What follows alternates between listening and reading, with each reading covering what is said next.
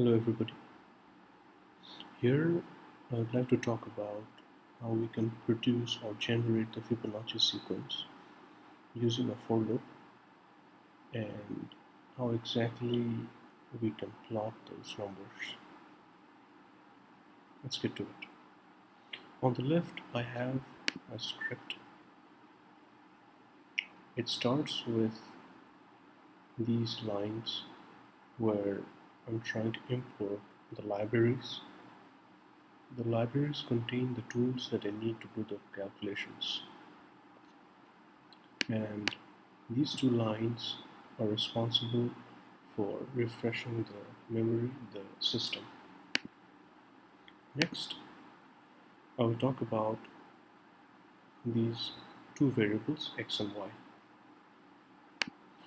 I define x as np dot zeros 1, 10.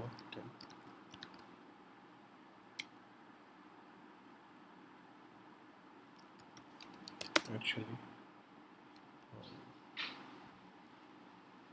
let me just run this script real quick.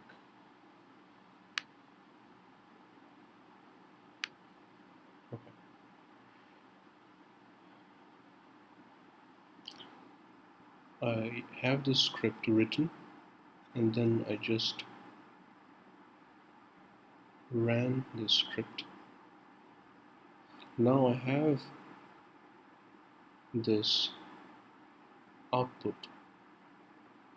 The output is just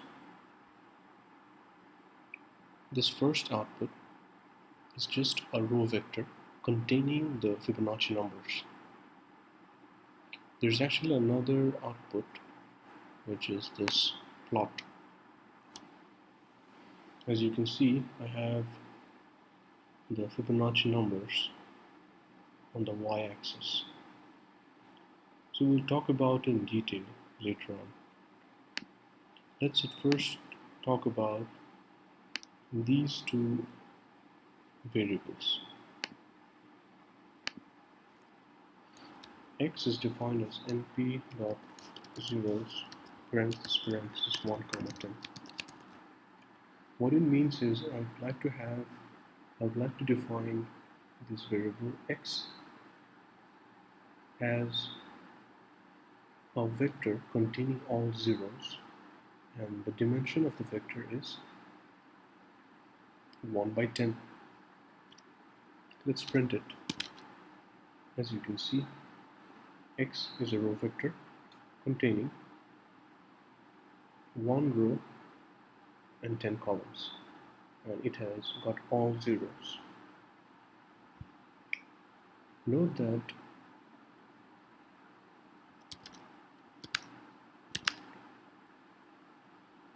the numbering, the indexing on Python starts with 0. That means if I would like to extract the first 0, then I'd have to write x square bracket. I need to go to the first row, but when I try to go to the first row, I need to use 0. Like I said, numbering on Python starts with 0. So I go to the first row, so use 0. And then I need to go to the first column. I need to use 0 again. That's 0. So this 0 right here is in the position 0, 0. It's because the numbering on Python starts with 0. Let's see if I can extract this 0. In order to extract this 0, I need to hit X. This is in the first row, so I need to use 0 row, but this is in the second column. That means I need to use 1.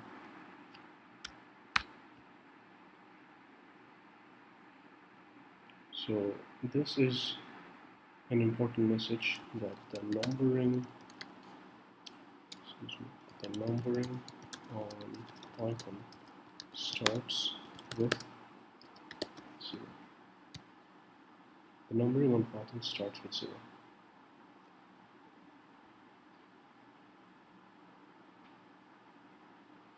Okay.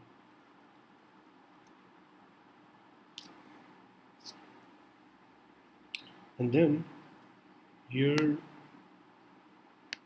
I define another variable y in the same way as I did for x.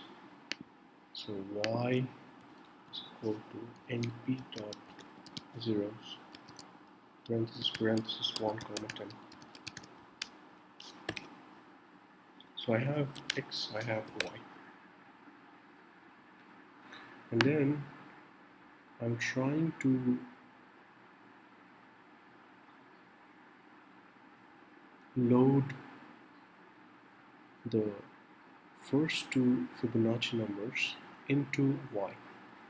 So I define y as a row vector containing all zeros, but I want to load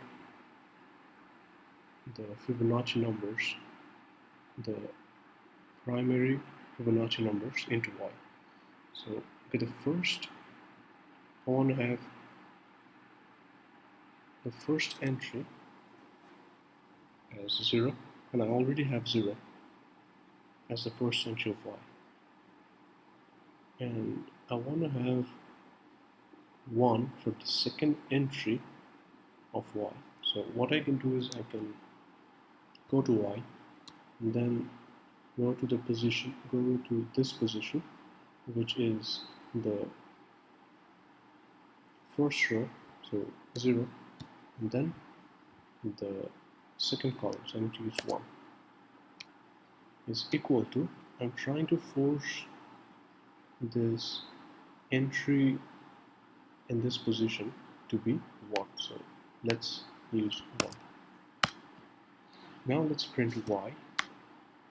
As you can see, I just changed this 0 to 1, this 0 to 1.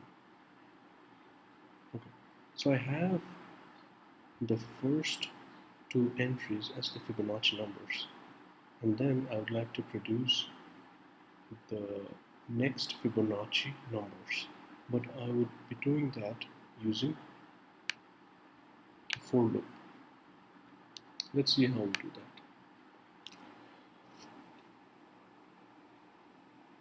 Okay, now here is something. Here is my first loop, and here is the second one. In the first loop, as you can see, for I in range 0 to 10, what we're doing is we're creating a loop using I. I is the counter. I starts from 0, and then it goes to 1, 2, 3, 4, 5, 6, 7, 8, 9. It will not go to 10. It will go up to 10 minus 1, which is 9.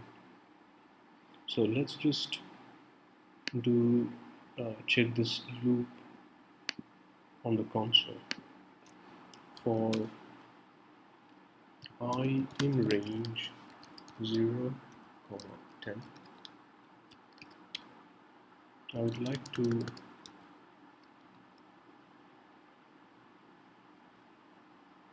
go to X.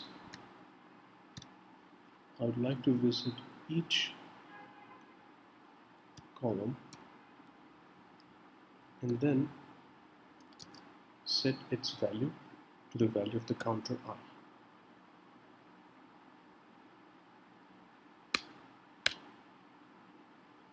Done. So let's note that we had X as a row vector containing all zeros, but now that we have gone through this loop I was trying to change the values of x. So I start when I is equal to 0. I go to x position 0, 0, which is that, and I set the value of this to I, which was 0, and then I moves to 1.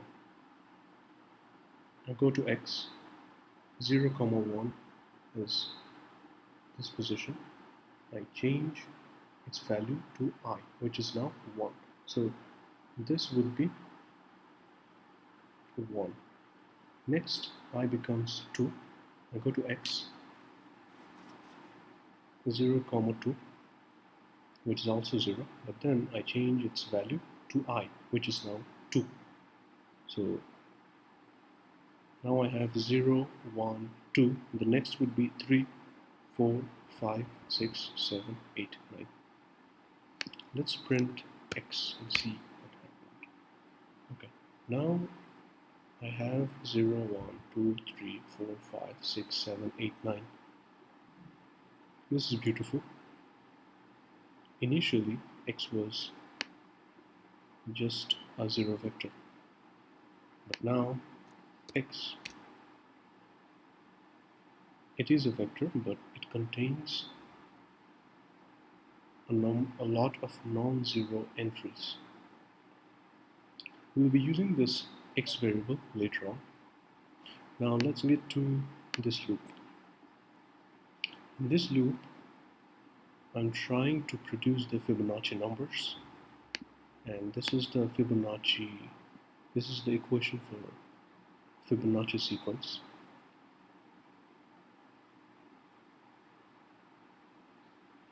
I need to add the previous two terms in order to get this new term. So I run this loop. If I run this loop, I finally update y. So remember, y was just a vector containing all zeros, but this loop would actually update the values in y. Let's see the updated y. This is the updated y. You can see that y now contains the Fibonacci sequence 0, 1, and then if we add 0 and 1, we get 1. If we add 1 and 1, we get 2. If we add 1 and 2, we get 3. If we keep on going, we will actually realize that we have the Fibonacci sequence stored in this variable y.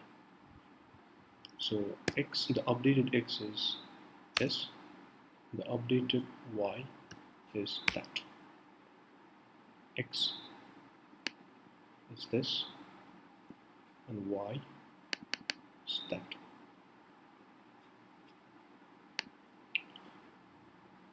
At the very end, we are just trying to plot the x and y values.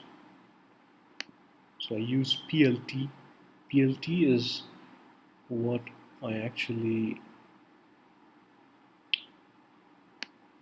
have up here. So I imported this library and I used this short form. So plt.figure. I would like to have a figure, and I'm trying to plot the x and y values. X comes at first and then y, using red stars. And then I just label the x-axis as index and the y-axis as Fibonacci number. Let me run this script one more time. So I have a Fibonacci sequence and then this plot.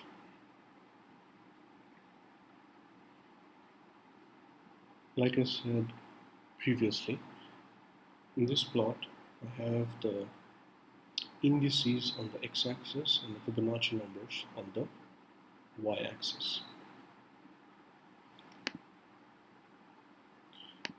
As a summary, I would like to mention that here we talked about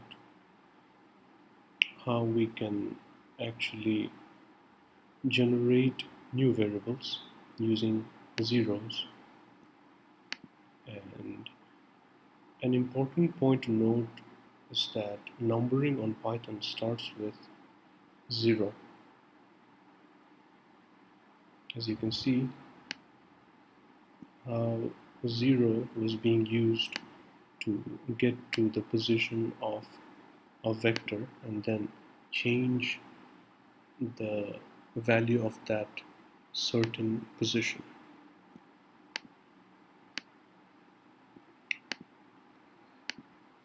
Afterwards, we worked with loops, specifically for loops, to actually update the values in vector x and the values in vector y.